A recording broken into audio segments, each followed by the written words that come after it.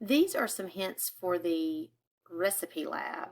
I specifically selected peach cobbler for this activity because anything that requires the use of eggs is a little bit harder to um, increase or decrease, because an egg, once you crack an egg, you've got an egg. It's hard to get 1/16 of an egg. It's hard to get, 3.5 eggs. So I intentionally shied away from anything that involved eggs because eggs are a little bit harder to manipulate in terms of measurement. So peach cobbler doesn't require eggs. It would be really easy to make an individual peach cobbler. It would be really easy to make a peach cobbler for a big old family reunion. So I like this particular recipe for that reason. You can read the instructions yourself, but I just wanted to show you some examples of what I'm going to be looking for. So let me just do a couple with you. I had to write this down because I'll be perfectly honest, I don't have a calculator at home right now. So I've already worked this out, but I don't have my calculator to do all the short, cute, fancy things. I'm going to do the white sugar. And so in this box right here, I'm going to set up a proportion. 2/3 cup of white sugar serves 8 people. That's just standard. That's the given recipe. This amount, 2/3 cup, serves 8 people because that's what their recipe is designed for. But I need to serve, in this particular column, I need to serve 32 people. Now, I don't know how much sugar that's going to require, so X goes on top because I don't know how much sugar.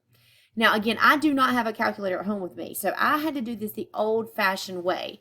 You should at least have your proportions set up. You need to practice with your calculator. You need to know how to convert from a decimal to a fraction.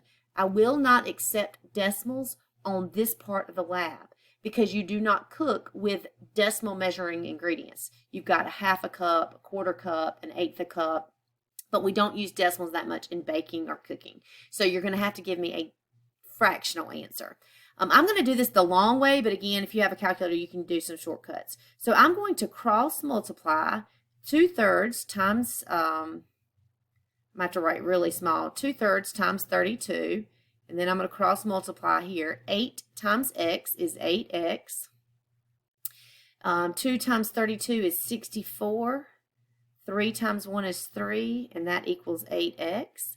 And to solve for x, I need to divide both sides by 8. So I'll divide this by 8, and I'll divide this side by 8. And this is going to give me my final answer.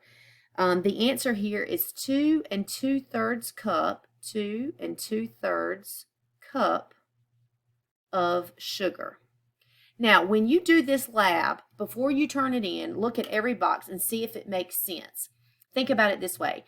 If the recipe called for 2/3 cup for 8 people, does it make sense that the amount of sugar required for 32 people would be significantly larger? Yes, that makes sense. So my number here for 32 people should be bigger, pretty significantly, than what it was for 8. All right, let's try one more together. Let's do one that is decreasing the amount. Let's do the salt for 6 people. Salt for 6. Okay, so I'm going to set up 1/4 teaspoon of salt is what is required to serve 8 people, but I need to serve only 6. I don't know how much salt's going to be required, so I put an X on the top. And again, I do not have a calculator at home, so I am having to do this the old school way. If you have a calculator and you know how to convert decimals to fractions, fractions to decimals, you can get this done really quickly. But I'm going to have to do it like old school. So what I'm going to do here is I'm going to cross multiply 6 times 1/4. And then I'm going to cross multiply here. 8 times x is 8x. This is going to give me 6/4.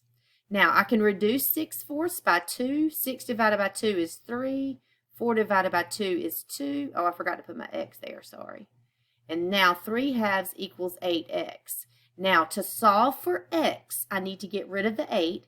And the opposite of multiplying by 8 is dividing. So I need to divide both sides by 8.